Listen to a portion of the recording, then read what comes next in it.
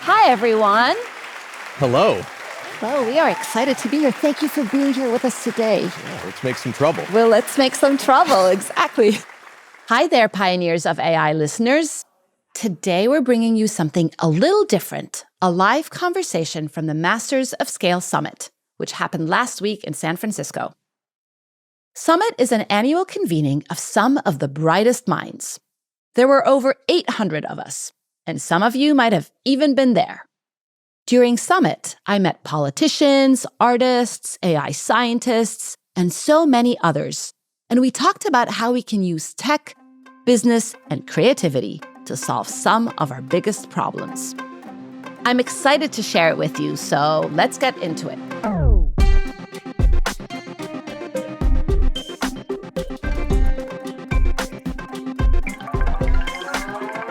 So you lead up Alphabet's X, which is this moonshot factory for tackling some really innovative projects impacting most of humanity. And some of these projects are really radical, sci-fi-esque, but they're tackling like really important challenges in the world today.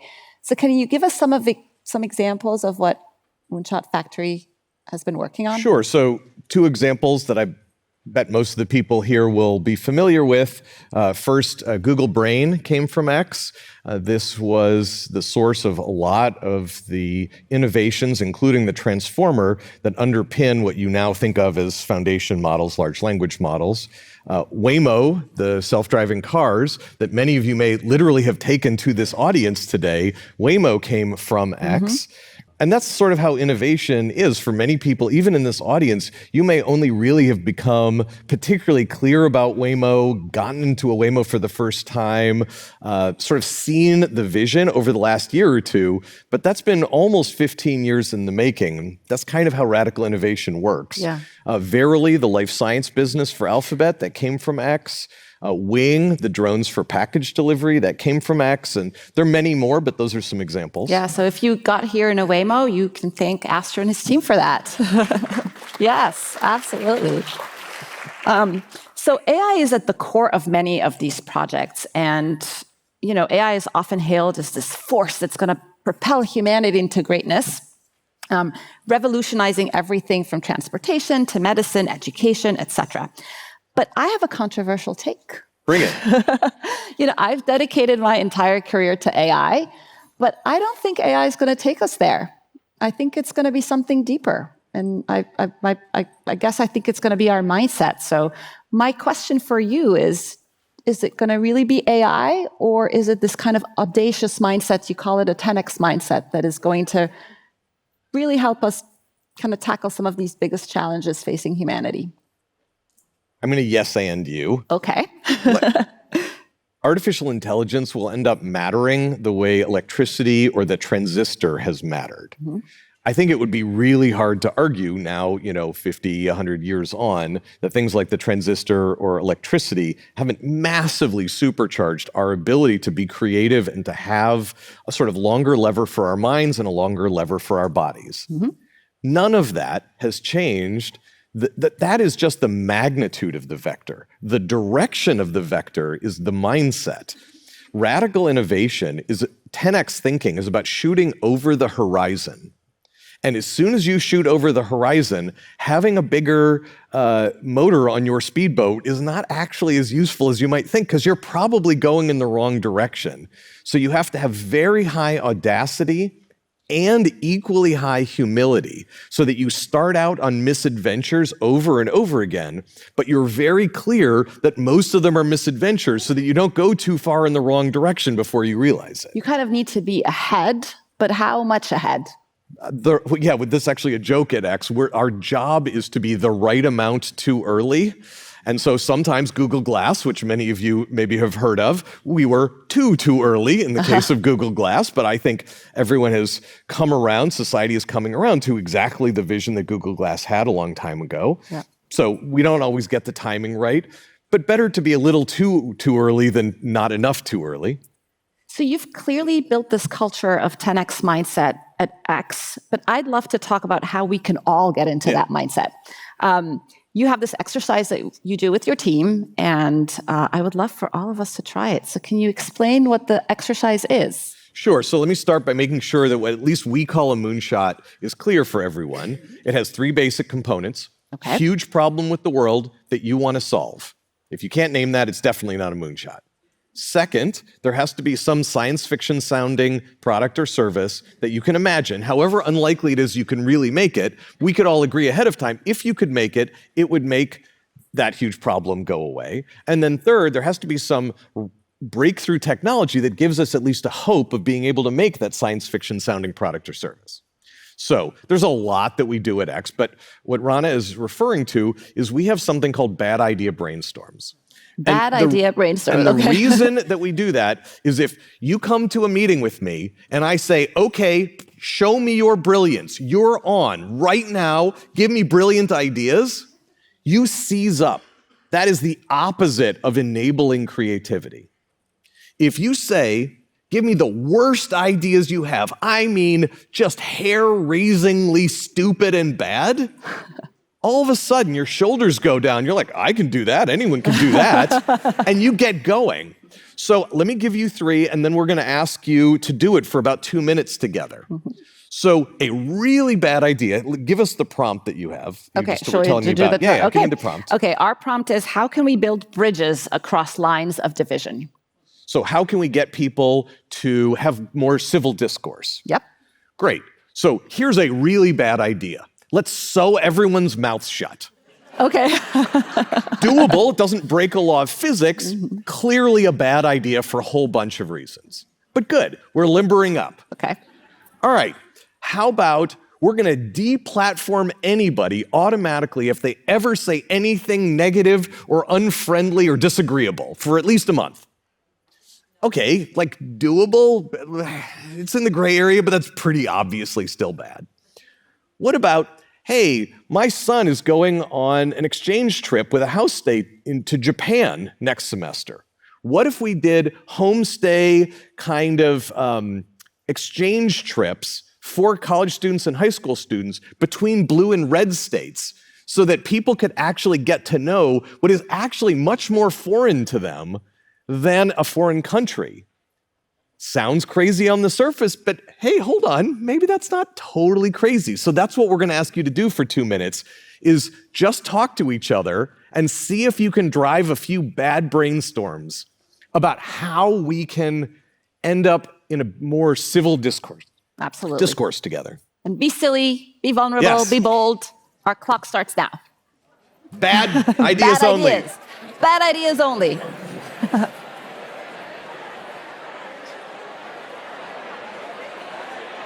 Okay, if you are in a space where you can do this bad brainstorm, great, get going. We'll cue you when it's time to stop. If not, skip about 30 seconds ahead, and hey, you'll be back with us on stage.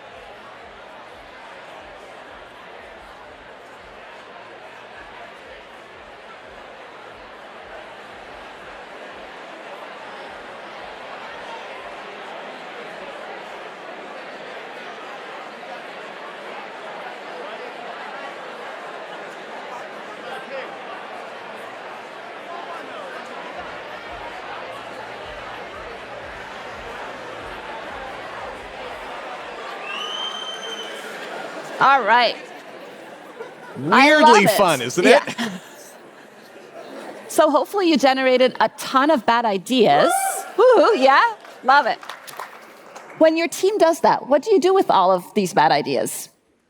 We have to filter them, but you would be surprised that, first of all, some of them kind of become legendary. You know, climate change. Hey, let's like invent smaller people. Like, probably not doable, but like memorable. But you'd be surprised. 1 in 30 of them were like, you know what? That might not be totally crazy. Let's hold on to that one, see if we can evolve it. That's so interesting. I think this is really cool because as adults, we often show up with kind of our curated, like we want to look smart, we don't want to take risks, and we lose our creativity. So this is a great way to get us to think outside of the box. And 10x thinking and risk, you cannot tease them apart. I love it. All right, so I want to switch gears to talk about profit and purpose. As an outsider looking into Alphabet, into X, one might think that you don't have to worry about making money, right? And you can pick projects and dream big and think big and don't really have to worry about the viability or the sustainability of some of these ideas because some other parts of Alphabet can deal with that. But that's not actually how you approach kind of these problems and these solutions. So can you talk about how you balance purpose and profit? Sure. I mean, first, it's just an axiom. I guess other people can have other axioms, but at least at X, we are only going to fish at the intersection of purpose and profit. If we do something which has purpose, but it doesn't have profit, I believe that things that make money get bigger over time, and things that lose money get smaller over time. So if we want something that's really going to have a huge positive impact on the world, it needs to make money, or it won't ultimately have a huge positive impact on the world.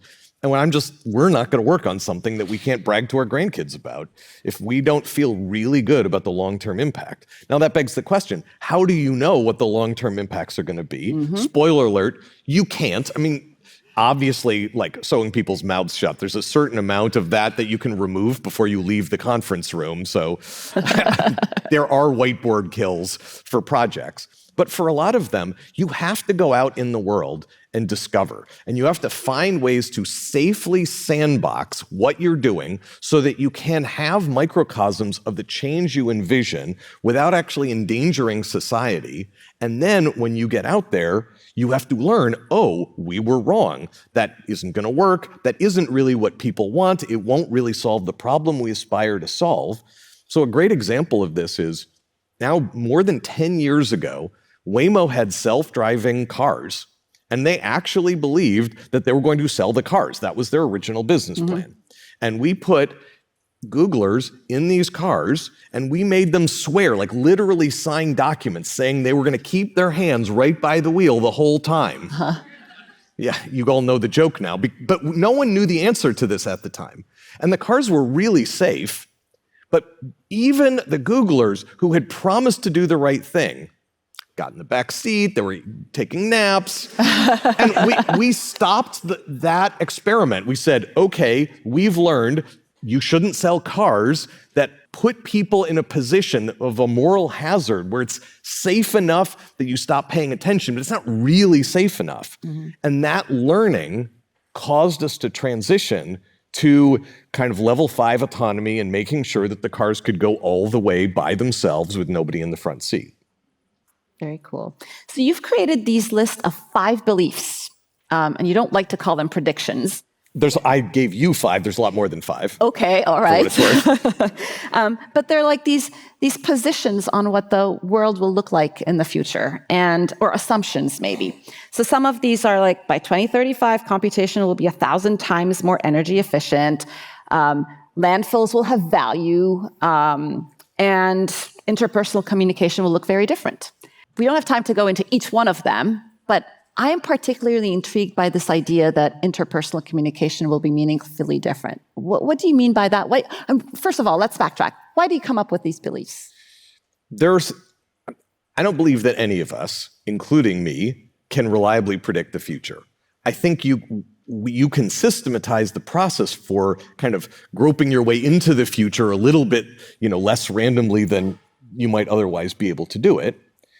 But there are things I am willing to treat as risk-free at X while we're in discovery. We might be wrong, but they're ones that look enough likely and non-obvious that I'm willing to treat them as risk-free, because if you treat everything as sort of wildly risky, it's hard for people to know where to start. So interpersonal communications. Might it be exactly the same in 10 years? Yeah, of course.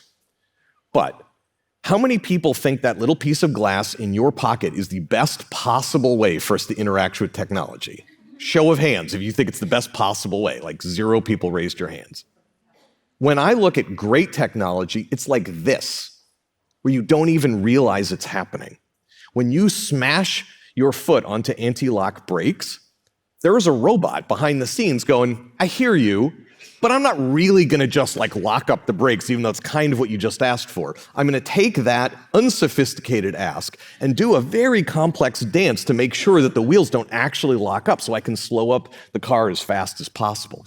That's what technology wants to be like. There's so many ways in which we have wrapped our humanity around technology instead of getting technology to wrap itself around our humanity. And I think we all know that intuitively. I have no idea how it's going to be different in 10 years, but it's really hard for me to believe that it won't be enough different that I can let Xers treat that as risk-free when they do their reward-risk ratio calculations. And so now that that's like this risk-free belief that's out there, you can then start to like imagine what that would look like, and then you get a whole slew of ideas about what that future human-machine interface looks like. Yeah. Yeah. Because a lot of innovation is skating to where the puck is going to be. And so having some sense of how the world's going to change gives you some ways to start skating to where the puck will be. Let's talk about the landfill belief, because I think that's like really curious. So tell us about that belief. I mean, right now you have to pay, you get paid to deal with a landfill because it's a pain. Yep. The statement is somewhere between 10 and 20 years from now, landfills will have positive value instead of negative value. At X, we think that that's true because we're seeing so many rising opportunities.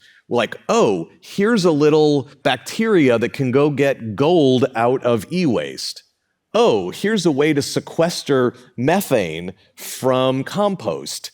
Like, if you were just going through landfill to try to get the gold, it's probably not worth it. If you're just going through landfill to get some methane, it's probably not worth it. But we've seen so many of these things, at some point, it feels just from this bottoms-up vision we've got from all the little successes we've had, it's going to start being easier to get humanity's stuff out of these fairly refined piles of our leftover stuff rather than trying to dig it up out of the land or the ocean, which is kind of mostly what we still do. Yeah.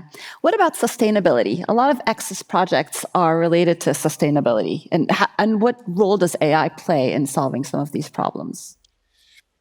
So AI plays very different roles in different ones, but let me give you an example or two. One that's going particularly well right now is it would be great if somehow we could just plug a lot more renewables onto the grid. If you go look, the interconnection queues, the wait times for solar farms or wind farms to be plugged onto the grid, average across the world is about 7 years, including in this country. And in many places, that's the average. That is crazy, worse. by the way. 7 years. There is plenty of renewables already waiting in line. That's not the problem. But if you run a grid, it is your legal and moral obligation to do a ton of checking before you plug a solar field onto the grid.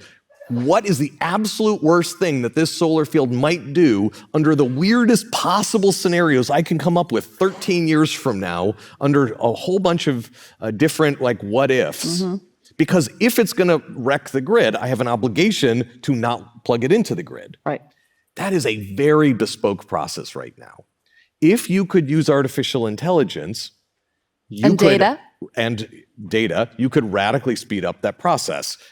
We don't have the time now to go into exactly how we're doing it, but I'm really proud that the country of Chile just announced that our moonshot for helping the electric grid to solve this and other problems, which is called Tapestry, is now what they're going to use going forward as a mechanism for doing their grid planning. That is awesome. Congratulations. Yeah, I think that's awesome.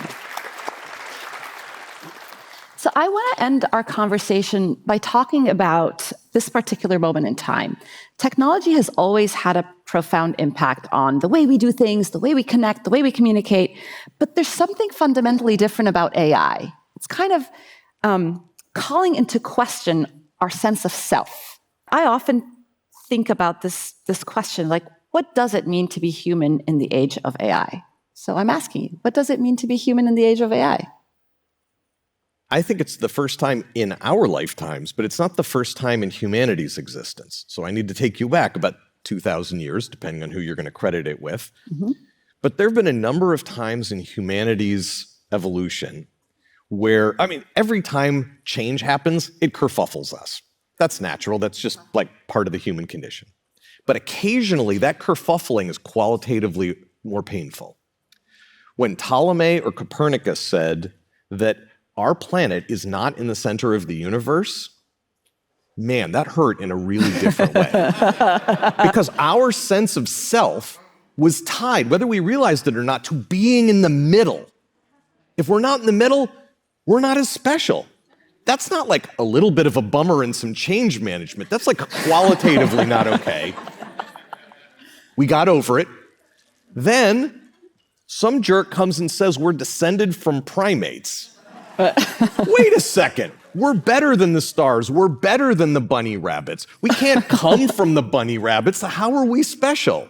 So Darwin really messed with our heads. Freud, there are a few of the other ones who have given us kind of a knock to the side of our heads, which isn't just about the world's going to be different, keep up. It attacks our sense of specialness. And I believe at an unconscious level, society is hanging on by its fingernails right now to our last remaining sense of specialness. I think. I'm funny. I tell stories. I can have a conversation. Who else can do that? Oh, God. Gemini, whoever. Right.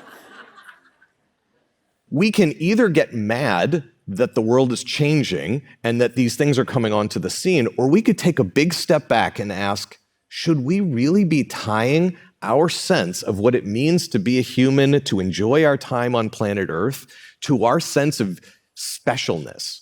Do we have to be better than the bunny rabbits? Do we have to be better than the stars?